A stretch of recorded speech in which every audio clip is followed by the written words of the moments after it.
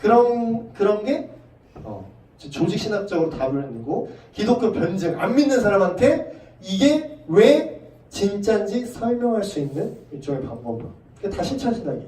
기독교 윤리. 왜 기독교인은 왜 낙태를 하면 안 될까? 아니 기독교인은 왜 낙태를 하면 안 될까가 아니라 낙태를 해도 되냐 안 해도 되냐. 다 이번 달 말에 청년부 가톡데이 주제 그거 얘기하다가 좀 늦었는데 너무 좋다고 막 그러더라고. 듣고 싶다고. 그게 뭐냐면 예를 들면 이런 거예요. 타투를 해야 되나 말아야 되나. 그러니까 단순히 이걸 하면 돼 안 돼 문제가 아니라 타투를 하는 문제, 그리고 피어싱을 하는 문제, 성형하는 문제, 패션 뷰티 일반 옷은 어디까지 입어도 되나 이런 거. 그러니까 그리스도인은 옷을 어떻게 입고, 그리스도인은 피어싱을 하는데 여기 뚫는 거는 괜찮은 것 같은데 왜 여기는 안 되나? 되면 왜 되나? 안 되면 왜 안 되나? 타투를 여기다 하면은 왜 여기다 하면 Jesus loves you 뱀 막 되나 안 되나? 되면은 왜 되고 안 되면 왜 안 되나? 이런 게 기독교 윤리 실천 신학이에요. 실천. 근데 이거를 이유를 그냥 느낌으로 얘기해. 사람들은 그거는 그냥 버릇없어 보여요. 그거는 기독교가 아니라 유교로 보는 거예요. 그러니까 우리가 유교가 진리가 아니잖아요.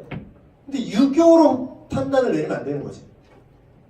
그래서 그런 것들을 우리가 이해하고 하기 위해서 조직신학적 접근법으로 교리를 배우셔야 된다는 거예요. 그거를 말은 지금 어렵게 했지만 그거를 정말 원숭이도 칠 수 있는 기타 교실 막 이런 거 있잖아요.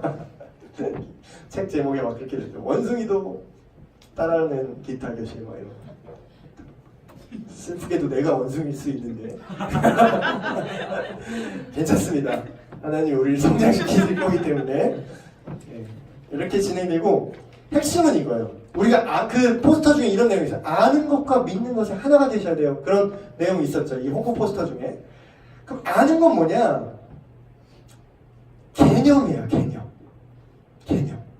여러분 개념이 있어야 돼. 이런 말 많이 들었죠. 개념이 있어야 된다. 개념.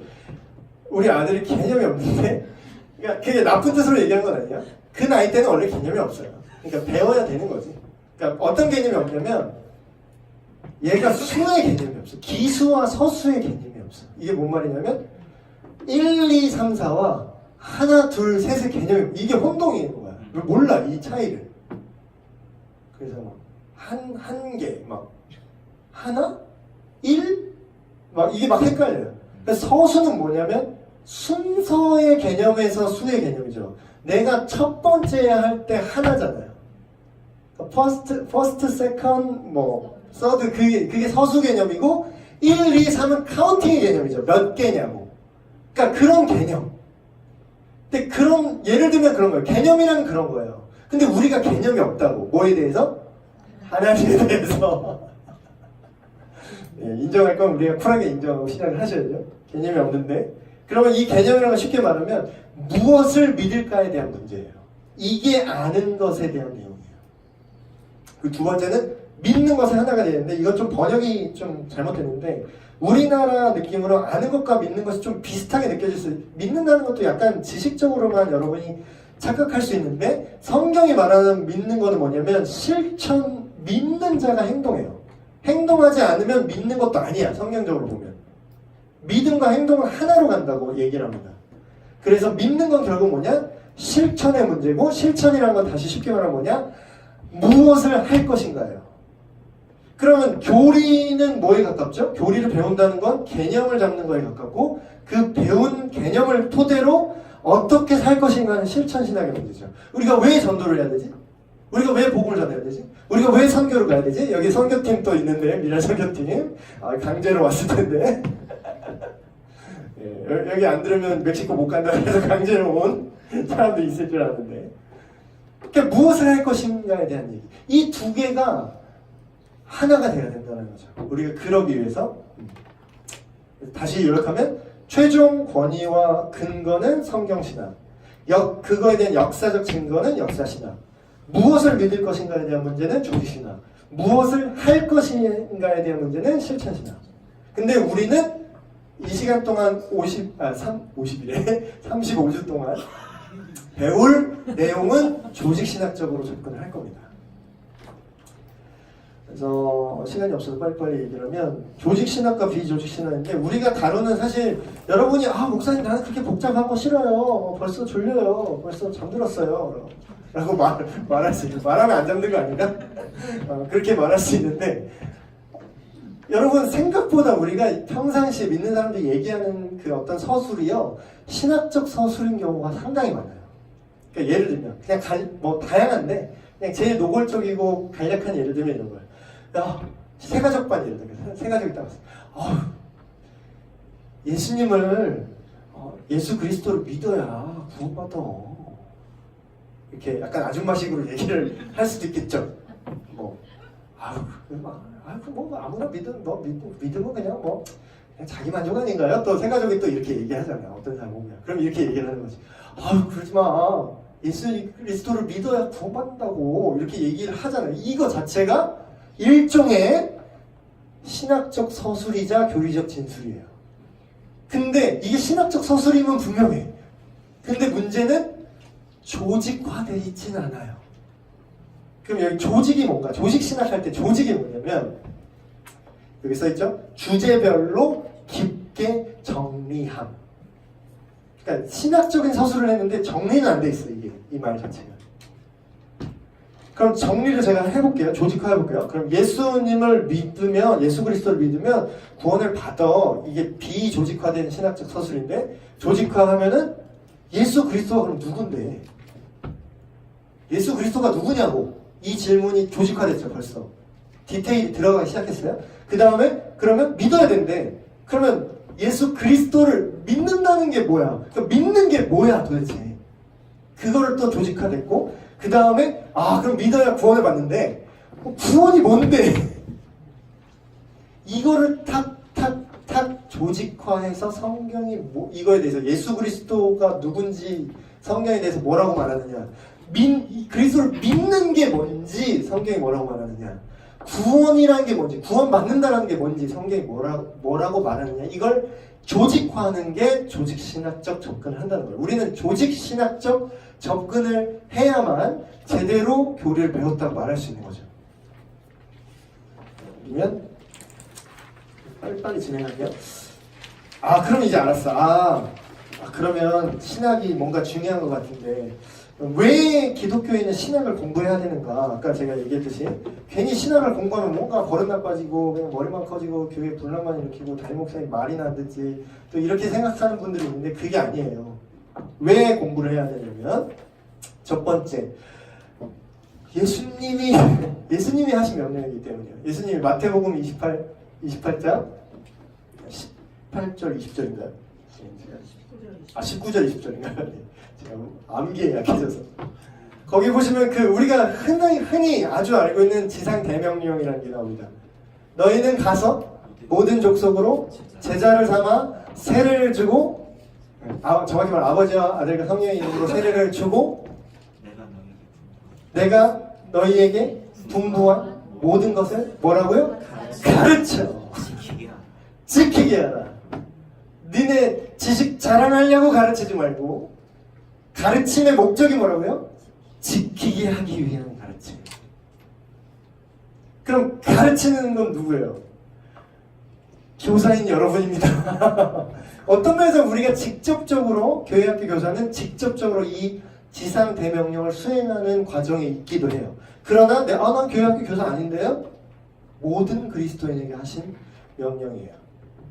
그러면 내가 너희에게 분부한 모든 것을 가르쳐 지키게 하는데 그걸 쉽게 얘기하면 내가 너희에게 분부한 모든 것은 결국 뭔가요?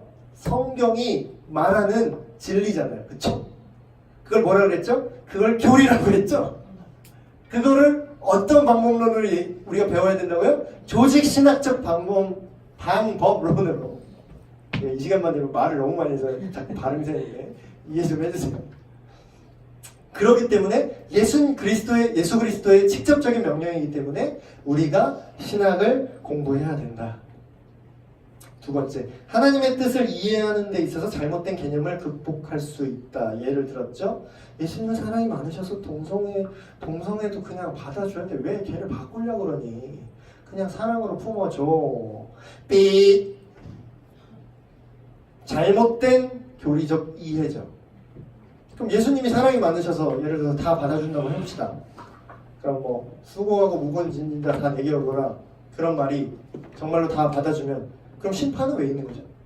지옥에 안 보내면 되잖아. 다 받아주면 지옥에 안 보내지. 아무도 안 보내지. 근데 그 누구보다 성경에 보면요, 복음서에 보면은 지옥 설교를 가장 그 어떤 선지자들보다 가장 많이 하신 게 예수님입니다. 지옥에 대해서 엄청나게 많이 얘기를 하셨어요. 그럼 그게 충돌하잖아. 근데 아까 조직 신학은 뭐라 그랬죠? 체계적으로 이것들이 다 연결이 돼야 돼. 이 말만 맞는데 요것만 믿고 요건 안 믿는다? 그러면 요 신학적 서술만 갖고 가는 거야. 예수님은 사랑이 많으셔라는 나름의 애매한 신학적 서술을 갖고 있는데 그게 조직화되어 있지 않기 때문에 모순이 발생하는 거죠. 모순이 발생한다는 건 뭐예요? 그 사람이 잘못 알고 있더라는 거지. 두 번째, 세 번째죠. 새로운 교리적 질문에 대해 더 나은 결정을 내릴 수 있는 기회가 생긴다. 예를 들어볼게요. 미래의 교리 논쟁이 생길 수 있어요. 여러분. 옛날에는요, 인공 수정할 기술이 없었잖아요. 인간 복제할 기술이 없었잖아. 옛날에 뭐 무슨 VR 이런 게 있어요? 가상 버추얼 리얼리티 이런 게 있었어요? 없었잖아요. 근데 이제는 그게 질문이 생길 거라고. 목사님 성경에 마약 빨지 말라 그런 말 없는데요? 그럼 나 할 건데요? 성경에 알 수 있는데? 그러니까 교리를 몰라서 그런 거예요. 성경의 모든 말이 다 액면 그대로 써 있어요? 그럼 그게 거짓말이지. 이게 몇천 년 전에 써진 건데 막 VR이 나오면 가상 사이버 섹스는 이래서 안 된다 이런 게 여기 써 있을 것 같아? 그러니까 그런 것들 가짜인데 어때요? 뭐 게임인데 어때요? 그건 똑같잖아. 총질 막 하는 게임인데 어때요? 진짜 아닌데 그런 어떤 윤리 도덕적 이슈들 그거를 하나님은 어떻게 생각하실까? 교리 모르면은 다 못 내려요. 그냥 다 네 생각은 그럼 내 생각은 이래. 그러면 그냥 뭐 교회에서 그럼 누구 생각대로 해야 돼?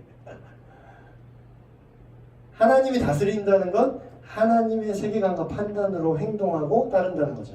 그게 교리를 모르고서는 절대로 그거를 여러분이 올바른 선택을 할 수가 없습니다. 넷째, 그리스도인으로서 성장할 수 있도록 도운다. 신학을 공부해야만.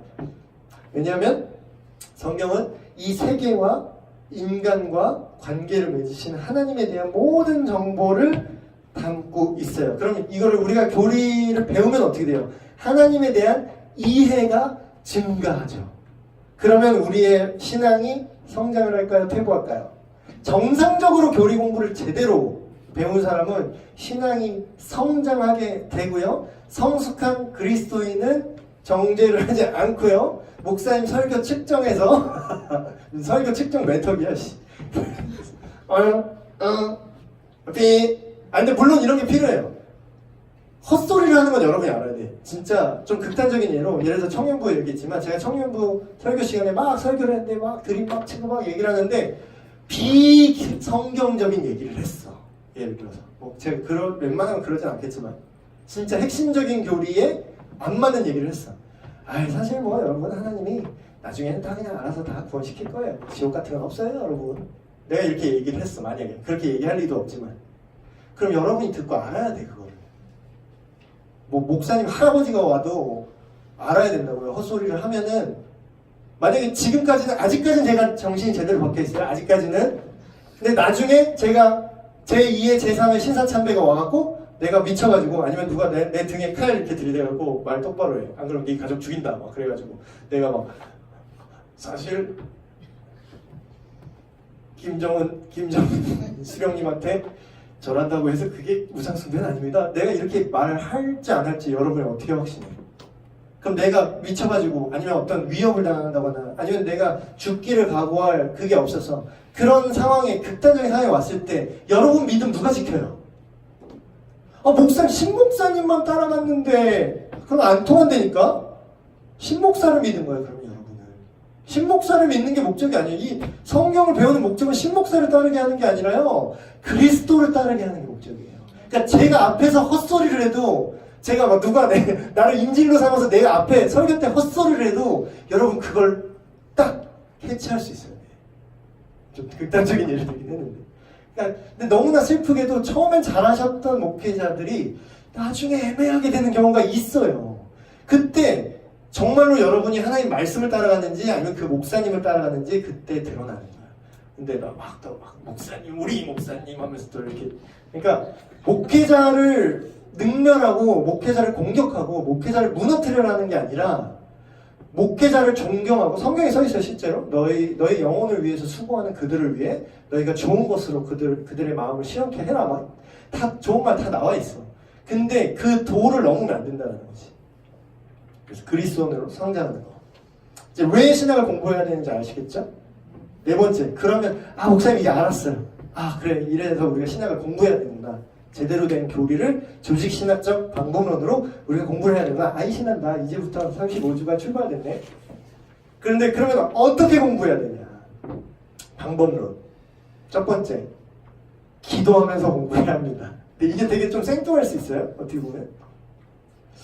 근데 여러분, 어떤 책이든지요, 저자의 의도라는 게 있어요. 저자의 의도. 그렇죠? 예를 들면은 제가 심도한 자서전을 썼어. 심도한 자서전.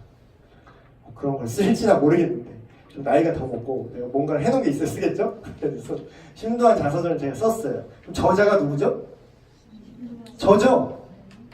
근데 제가 자서전 써서 냈는데 제가 이날 어떤 일이 2019년 1월 13일쯤인가?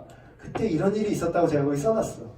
근데 누가 아니라는 거야. 그 책을 읽더니 아니래, 그런 일이 있었던 적 없고 그거는 그런 심도환 목사님이 그런 일을 한 거는 그런 뜻이 아니라 너희들을 예를 들어서 그냥 니들 앞에 자랑해서 그냥 사탄 숭배자로 만들려고 그런 거였어. 그날 1월 13일 날 그렇게 해석을 한다고 쳐요. 좀 극단적인 얘기죠. 그렇게 말도 안 되는 해석을 해, 후대의 사람들이. 그럼 누구 말을 들어야 될까요? 너무 당연한 얘기 아닌가? 저자는 그 책을 만든 사람이고 그 책을 쓰는 의도가 있고 그 책의 내용에 대해서, 다루고 있는 내용에 대해서 그 누구보다 잘 알고 있죠. 그러면 누구의 관점으로 그 책을 봐야 될까요? 저자의 관점으로 봐야지. 근데 지금 막 똑똑한 학자들 막 도울김용 이러면 강의 막 이런 거 올려면 보면 개판이야. 왜 그럴까요? 그분이 제가 개판이라고 말할 욕할 정도로 그렇게 허접한 분이 아니세요. 그분은 대단한 학자예요. 실제로 학자고 되게 공부 많이 하신 분이에요. 근데 제가 되게 허접하다고 얘기했던 건 성경 해석에 대해서 완전히 허접하다고 말할 수 있어요. 왜 그러냐? 그분 개인을 제가 싫어서 그런 게 아니라 그분이 저자의 의도를 전혀 몰라요. 저자는 누구죠? 제가 아까 써놨죠? 주교제 성경인데 성경의 저자가 누구죠? 네, 성령님이 성경의 감동을 써요. 이 자세한 내용은, 성경에 대한 내용은 다음 주 그 다음 주에 또 자세히 다룰 겁니다. 그러면 성령님이 쓰셨는데, 하나님이 쓰셨는데, 정확히 말하면 하나님이 인간 역사 속에서 인간의 그 선택하신 어떤 인물들의 삶과 그들의 경험까지 사용하셔서, 예를 들면 베드로는 그렇게 막 디테일하게 지식이 있지 않아서 그냥 약간 맘씨 좋은 그런 후덕한 그런 어르신 같은 문체를 썼고, 바울은 엘리트예요. 바울은 요새 말로 하면은 아이비리그 나오고 하버드 나온 사람이에요. 문체가 아주 학술적입니다. 신학 논문처럼 썼어요. 그러니까 그 사람의 삶과 캐릭터까지 반영을 해서 진리를 기록하게 하신 거예요. 그러면 왜 기도를 해야 되냐? 저자가 누구죠? 네, 성령 하나님이죠. 삼위일체는 또 나중에 나중에 성부, 성자, 성령인데 굳이 말하면 성령의 감동으로 쓰여졌으니까. 그럼 우리가 성령님, 하나님, 이 글을 쓰신 하나님, 제가 이 글을 읽고 이해할 수 있도록 내 눈을 열어 보게 하여 주시옵소서 기도를 해야 될까요? 안 해야 될까요? 그 얘기입니다. 이 써있잖아요. 실제로 시편 119 내 눈을 열어 주의 율법에서 놀라운 것을 보게 하소서. 왜냐하면 저자가 풀어주지 않으면 이해할 수가 없어. 그래서 예수님을 믿는 사람이 정말로 예수님을 믿어서 성령님이 우리 안에 오신 이것 자체도 신학적 서술이에요. 이 얘기는 나중에 정확하게 하겠지만 그 사람이 아무리 무식하고 아무리 미숙한 사람일지라도 도올 김용옥이 해석하는 성경보다 훨씬 더 정확한 요한복음 해석을 할 수 있다는 거예요. 왜냐면 저자 직강이거든. 저자 직강. 기도하면서 공부해야 된다. 둘째, 겸손한 자세로. 이건 아까 제가 얘기한 것처럼 조직신학을 여러분이 조직신학적 방법론으로 교리 공부를 여러분이 35주를 다 마치면은 아마도 거의 확실하게 여러분 주변에 있는 심지어 여러분보다 나이가 많고 교회에 오래 다니고 교회 직분이 더 높을지라도 어설프게 제대로 공부하지 않은 대다수의 사람들보다 여러분이 하나님을 아는 이해가 확률적으로 높을 겁니다. 그렇게 될 거예요. 또 그렇게 되기 위해서 여러분이 이 시간을 참여하신 거고. 근데 문제는 그러기 때문에 더 위험한 거예요. 그러니까 어설프게 그래서 신학 공부하지 마. 사람 버릇 나빠져. 근데 이거 얘기하는 거예요. 겸손한 마음으로 공부하지 않으면요. 여러분 이게 폭력이 됩니다. 아이 그럼 뭐 새가족반이야. 예를 들어 새가족반. 여러분이 그런다는 게 아니라 예를 들면 그런 게 새로 새가족이 왔는데 전 교회 어떻게 다니셨어요? 저 집사입니다. 전 교회 집사였어요. 난 권사였어요. 이렇게 합니다. 그래요? 근데 막 성경 공부하고 막 얘기하다가 잘 모르는 거예요. 이분 뭐 이런 것도 몰라. 권사인데 어떻게 이런 것도 몰라요? 그 교회 나올까 안 나올까요? 우리의 목적은 우리가 배운 목적은 나 이만큼 잘 알아요. 이 무식한 인간아. 이렇게 하는 게 목적이 아니라고. 그렇게 자랑한 사람은 뭐예요? 겸손하지 못한 거는 성경을 제대로 못 배운 거야. 못 배워서 그래. 제대로 어딜 교리 공부했나 어느 교리에 그렇게 너보다 믿음이 연약한 자를 무시하고 능멸하라고 어디 써 있습니까? 오히려 그 반대가 써 있죠. 믿음이 연약한 자를 받으라. 그 인큐베이팅 하라. 잘 키워주고 격려 가르치고 지키게 하라. 겸손한 자세 반드시 필요합니다. 다른 그리스도인에게 우월감을 느끼기 위함의 목적이 아니라 나와 듣는 나와 공부하는 나와 또 내 주변의 모든 사람들에게 그리스도를 따르게 하는 게 목적입니다. 세 번째, 이성과 함께 해야 됩니다. 이성을 쓰셔야 돼요, 여러분. 여러분, 하나님이 뇌도 우리한테 하나님이 주셨어요. 우리가 어떤 정보를 얻을 때 여러분 어떻게 얻으세요? 기도해서 얻으세요? 기도해서? 그러니까 제가 기도가 무용하다는 필요 없다는 뜻이 아닙니다. 근데 이 극단에 빠진 분들이 꼭 있어. 꼭 이제 기도 많이 하신다고. 나는 그 말도 나는 좀 안 믿는데 그 기도 많이 하시는 분이 있어요. 막 되게 뭔가 신령하다고 그런 그 신령 하나님이랑 친한 분이 있어요. 기도 많이 하신 분. 물론 이제 제가 기도의 능력을 무시하는 발언이 아니라 그 초점이 어떤 진짜 기도 많이 하고 신앙 좋은 분은 그런 말도 안 해요. 그게 뭐 내 능력이야? 내가 뭐 기도 스킬이 있어서 하나님 듣는 거야? 나는 기도를 많이 해서 나는 스킬 만렙이라서 내 기도는 들어주고 뭐 누가 초신자가 기도하면 이제 막 예수 믿는 사람 기도하면 하나님이 짬 좀 더 먹고 부탁해라 했어. 하나님이 그래요? 그거 자체로 이미 신학적으로 말이 안 되는 얘기를 하고 있는 거야. 그래서 그런데 막 그런 분들이 좀 신비 막 이런 분들의 특징이 그거예요.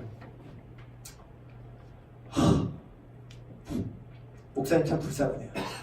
어떻게 성경을 공부해야 하시나? 나는 기도하면 하나님 알려주세요. 아니 그럼 신학교는 뭐 하러 있습니까? 뭐 성경 뭐 이런 주석은 뭐 필요해요? 다 필요 없어. 그냥 다 기도해서 물어보세요 하나님한테. 저한테 뭐 배울 것도 없어요. 그냥 기도해서 물어보세요. 교리를 가르쳐주나? 기도 막 해. 기도했더니 음성이 들려. 실로 성부 하나님은 성부는 이렇다. 나는 이렇다. 나 얘야. 귓속말 들려요? 들리시면 병원을 가셔야 돼요. 만약에 그게 들리시면 병원을 가셔야 된다고. 하나님은 절대 그런 식으로 얘기 안 하세요. 그런 식으로 얘기하는 건 뭔지 알아요? 지금 교주 되신 분들이 그런 식으로 들은 것들이에요. 다. 이성을 쓰셔야 돼요. 하나님이 성경을 외계어로 쓰셨어요? 기도해서 뭔가 영서 막 이런 사람들이 막 영서를 쓴대.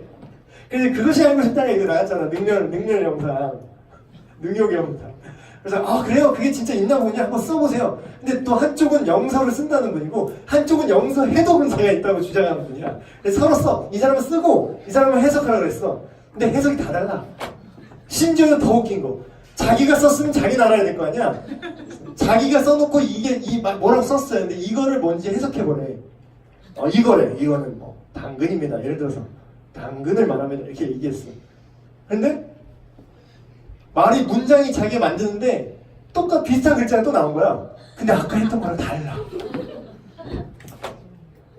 이거 능욕당했잖아요. 그래서 이거는 그냥 헛짓거리고 정신 이상이고 설령 그런 어떤 영적인 교감이 있어서 그런 걸 내가 쓰게 했다고 해서 그게 하나님인 줄 어떻게 확신하죠? 영적인 존재는 하나님 말고도 많아요. 귀신도 많아요, 여러분. 종류가 귀신은 우리가 하나 있어요. 천사, 인간, 뭐 귀신 그거 하나 있어요. 재밌는 시간이 될 텐데. 그렇기 때문에 이성을 사용해서 우리가 공부를 하는 걸 두려워하면 안 된다. 그러나 전제 조건이 있어요. 이성이 다스려서는 안 돼. 그러니까 이성을 도구로 쓰는 건 맞는데 이게 또 극단으로 빠지면 어떻게 하냐면 이성적으로 내가 생각할 때 이성적으로 말이 안 되면 없다고 생각하는 사람도 있어요. 뭐 동정녀인데 어떻게 말이 돼? 예수님 무리를 걸었어? 그 부력의 법칙도 몰라 너? 근데 이게 왜 말이 안 되는지 제가 짧은 기독교 변증을 해드릴게요. 여러분 지금 우리 현대를 살고 있죠? 자, 조선시대로 넘어가 봅시다. 세종대왕 통치 시기로 우리가 가보는 거예요. 상상으로. 갔는데 그 당시에 와이파이가 있을까요? 없을까요? 와이파이가. 그 당시에 전기가 있을까요? 없을까요? 정확한 대답은 없는 게 아니라 있는데 발견을 못한 거예요. 무슨 말인지 알겠어요? 근데 만약에 제가 이렇게 영화에서 그런 영화 많이 나잖아요. 현대에서 과거로 간 사람. 제가 딱 스마트폰을 딱 갖고 갔어요. 그리고 우리는 아무것도 안 해요. 이거 꾹 누르면 아이폰 꾹 누르면은 그 조명 켜지거든요. 손 프레시라고 그러나? 딱 켰어. 밤에 딱 켰어. 근데 조선시대에서 우와! 그건 무슨 물건이냐? 이해돼요? 이게 무슨 느낌인지? 요상한 물건을 갖고 마법을 부린 게냐? 도수를 쓴 게냐? 세종대왕이 나한테 말하는 거야. 도수를 쓴 게냐? 그 당시에 발견하지 못한 테크놀로지 내지는 테크놀로지 이상 뛰어넘는 지금 5G 간다 가상현실 있어요 없어요? 근데 그 기술은 존재하는데 발견을 늦게 한 거야. 뭔 말인지 알겠어요? 과학과 성경이 충돌하지 않습니다. 그러나 과학으로 성경을 다 이해하려고 한다? 그건 위험한 시도라는 거지. 왜냐면 우리 과학기술이 더 뛰어넘는 곳에 하나님 계시거든요. 그래서 이성을 쓰긴 쓰되 이성으로 모든 것을 다 이해할 수 있다고는 생각하지 말아라. 그 얘기를 한 거예요.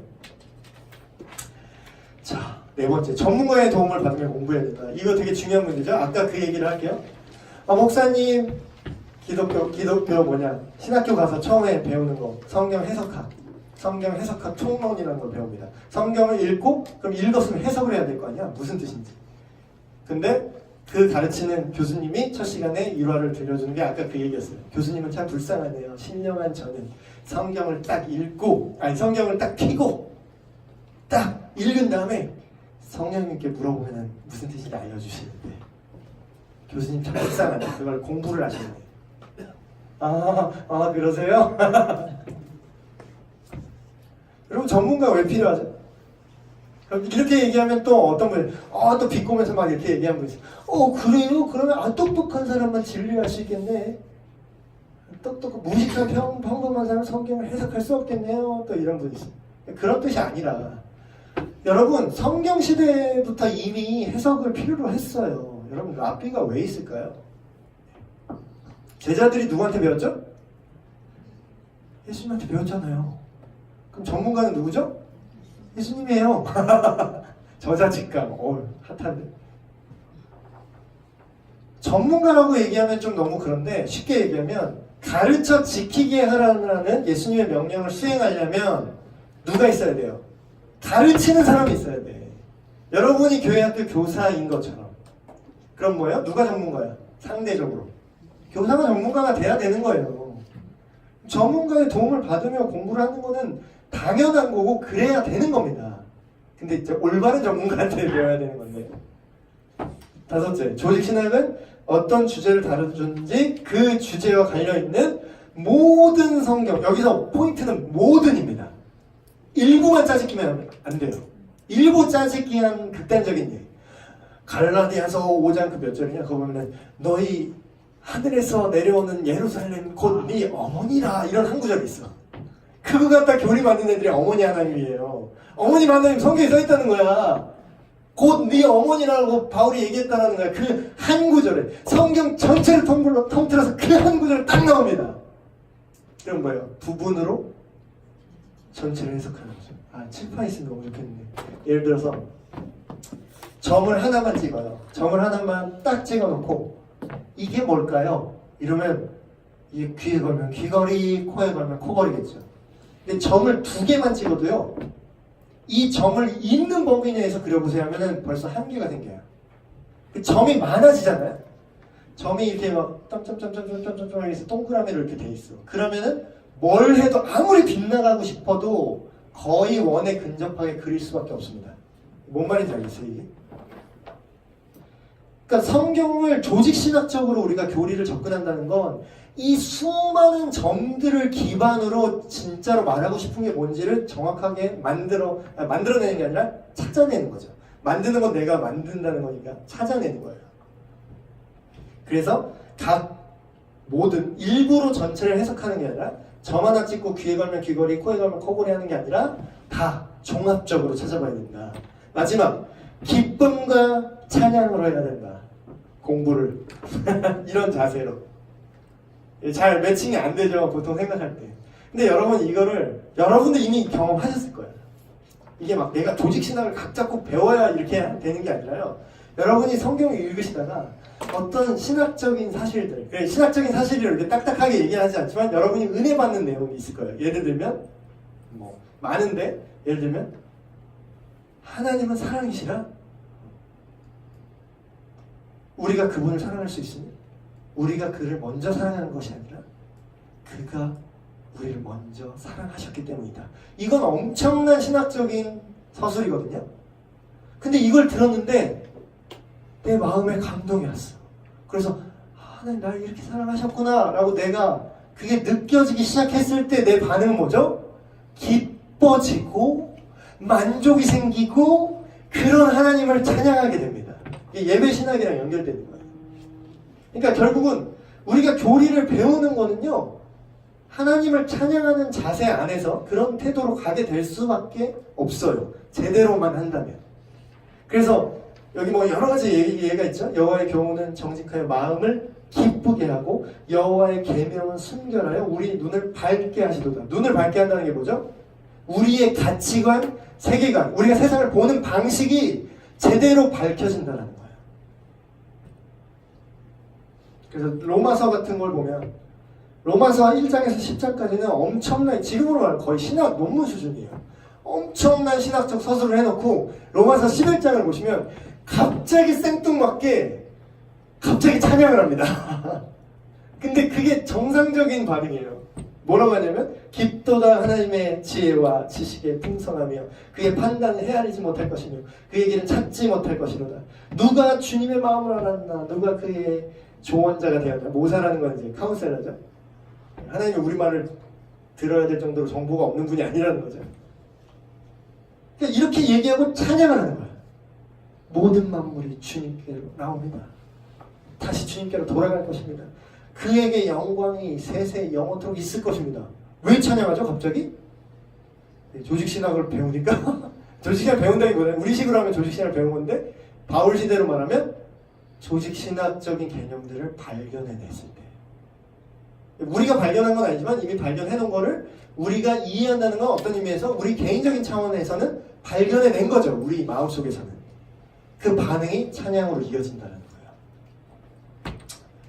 이런 식으로 교리라는 이런 것이며 이런 이유 때문에 우리가 공부를 해야 되고 이러한 방법으로 이러한 방식으로 우리가 공부를 할 것이다.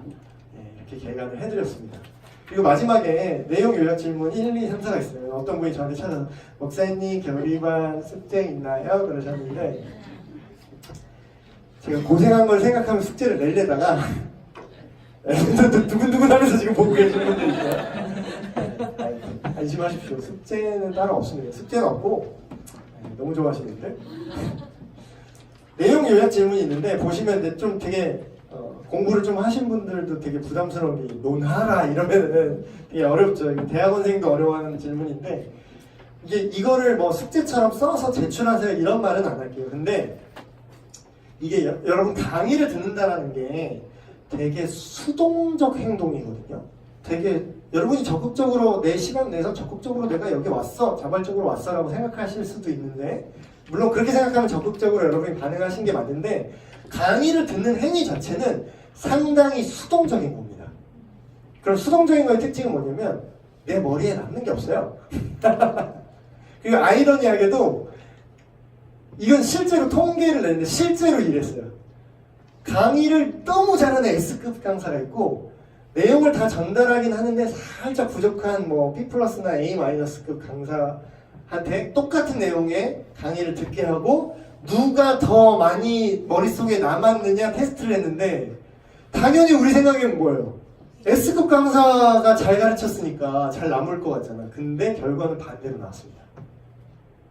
그래서 제가 조금 못 가르쳐야 될 것 같아요. 그게 아니라 대충 하겠다는 게 아니라 그건 무슨 뜻이냐면 내가 수동적 듣기를 할수록 나한테 남는 건 없다라는 거예요. 잘 가르치면 잘 가르칠수록 여러분이 이해를 하신 게 아니라 이해를 당한 거야. 강제적으로 이해를 당한 거야. 그래서 들을 때는 어머 그래 그래 이거야. 하나님은 이러셔. 삼위일체 이거야. 들을 때는 알겠는데 말하면 못하겠는 그런 경험들 여러분 많이 해보셨죠? 그게 여러분이 수동적으로 들을 때 그렇게 됩니다. 그래서 이 질문을 왜 넣냐면요. 이 질문을 그냥 이건 뭐 강제는 아니에요. 근데 여러분이 정말 들었던 거를 적극적으로 바꿀 수 있는 기회를 드리는 거예요.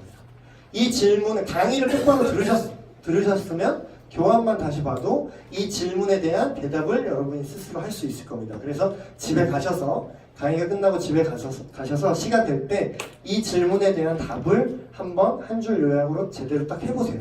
그러면 이걸 하면서 여러분이 적극적 듣기로 바뀌게 됩니다. 그게 여러분께 되는 거예요. 그래서 새 가족이 왔을 때 얘기할 수 있는 거고 선생님 이거 왜 그래요? 라고 질문을 했을 때 마씨 의심하지 마. 이런 거 안 되는 거예요. 지금 웃으시는 분 여러분 주일학교 때 이런 경험 있었을 거야. 분명히 저도 그랬거든요. 이 믿음 없는 새끼 약간 이렇게 돼. 근데 그게 결과적으로 그런 교사들이 여러분의 믿음을 성장시켰던가요? 오히려 하나님과의 관계를 멀어지게 했죠. 근데 우리가 그걸 반복할 이유는 없잖아요. 그래서 그런 적극적 듣기로서 이 문제를 활용하시면 됩니다. 네. 오늘은 여기까지. 꼭 혹시 질문이나 오늘은 시간이 없어서 또 한국 문화가 이러잖아요. 막 다 끝날 때 됐는데 꼭 질문시켜서 질문하면 역적 만들고 다음부터는 뭐 눈총 받고 이렇게 질문하면 그래서 다음부터는 좀 여유 있게 드릴게요. 오늘 제가 늦게 와서 좀 타이트하게 가는데 그래서 질문을 하고 생각하시는 왜냐면 그 중간에 토론도 하고 이러면요 그게 적극적 듣기로 바뀌어요. 그러면 그게 여러분께 돼요. 그래서 이렇게 진행을 할 거고 오늘 그리고 소요리 문답은 그게 되게 길거든요. 대요리 문답, 소요리 문답은 되게 길어요. 문제가 막 대요리는 막 190개가 돼요. 그래서 그거를 막 파일로 제가 갖고 있는데 그걸 인쇄를 해서 나눠드리려다가 그게 거의 뭐 한 20페이지가 넘어. 그래서 혹시 원하시는 분들은 진짜 그 단체방 있죠. 우리 단체방, 카톡방. 거기에다가 본인 이메일을 남겨주시면 제가 메일로 보내드리겠습니다. 대요리 문답, 소요리 문답 한글 파일로 보내드릴게요. 그래서 그거 보시면서 이 세 가지 교재, 대요리 문답, 소요리 문답, 그리고 그걸 요약한 이 교재로 제가 만든 교환으로 진행을 하도록 하겠습니다. 그럼 제가 기도하고 마치겠습니다. 하나님 아버지, 이렇게 새롭게 첫 시간을 맞이합니다. 우리가 하나님을 알고자 합니다. 우리가 하나님을 알기 위해서 성경을 알아야 되는데 성경을 알기 위해서 교리를 배우고자 합니다. 그 교리를 여러 가지 종합적인 사고로 조직화된 신학으로 우리가 함께 배우고자 하오니 주님 우리에게 주님의 영을 더욱더 풀어주셔서 성령님 우리 마음과 생각을 지켜주시고 더욱더 깨닫게 하셔서 우리가 이 말씀을 배울 때, 들을 때 우리 마음속에 우리의 영혼에 새겨지게 하시고 그 배운 교리를 바탕으로 거룩한 삶, 예수님을 닮은 삶으로 살아낼 수 있도록 우리를 인도하여 주시옵소서. 모든 말씀 우리 주 예수 그리스도의 이름으로 기도합니다. 네, 마쳤습니다.